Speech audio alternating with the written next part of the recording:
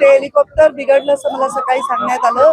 तरी प्रथमदर्शनी काल बसल्या मी म्हणलं की हेलिकॉप्टर खूप जुनं वाटतंय, थोडा आवाज मला माहित नाही काय नेमका बिघाड झाला, पण ते आज सकाळी बिघडलं आणि मी जेव्हा निघाले होते तेव्हा मला कळवण्यात आलं की हेलिकॉप्टर ते उडू शकणार नाही, दुसरं हेलिकॉप्टर मागवून देतील.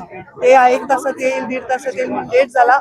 नाही तर मी बायकार इथपर्यंत आले असते. आता पुढच्या सभांना जाणार आहे. संजय राऊतांनी असं म्हटलंय की अजितदादांचा जो अपघाती मृत्यू आहे त्याच्यावर शंका उपस्थित केली आहे, घातपात होऊ शकतो असं म्हटलंय संजय राऊतांनी. मला काय वाटतं, आपण काही म्हणणं हे महत्वाचं नाहीये.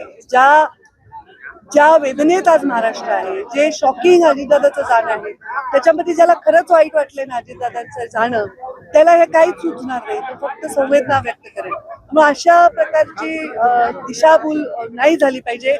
राजकारणामध्ये हे पथ्य आपण सगळ्यांनी पाळलं पाहिजे असं मला वाटतं. लाडक्या बहीण योजनेला अजित पवारांचं नाव मुख्यमंत्री त्याच्यावर निर्णय घेतील आणि जे मुख्यमंत्री निर्णय घेतील त्याला आमचं समर्थन. सुनेत्राताई आता सोबत आलेल्या आहेत, एक महिला म्हणून तुम्ही मंत्री आहात आणि आता उपमुख्यमंत्री म्हणून सुनेत्राताई सोबत आलेले आहेत. किती वेग येईल आता महिलांच्या बाबतीमध्ये विकासाला? मी सुनेत्राताई या उपमुख्यमंत्री झालेल्या आहेत, दुःखामध्ये आहेत, त्यामुळे शुभेच्छा वगैरे असं शब्द वापरणार. एवढंच सांगेन की अजितदादांचा वारसा चालवण्यासाठी मी त्यांना खूप शुभेच्छा देते आणि त्यांना ते बळ पण ईश्वर देव, कारण या दुःखातून आम्ही गेलेलो आहोत.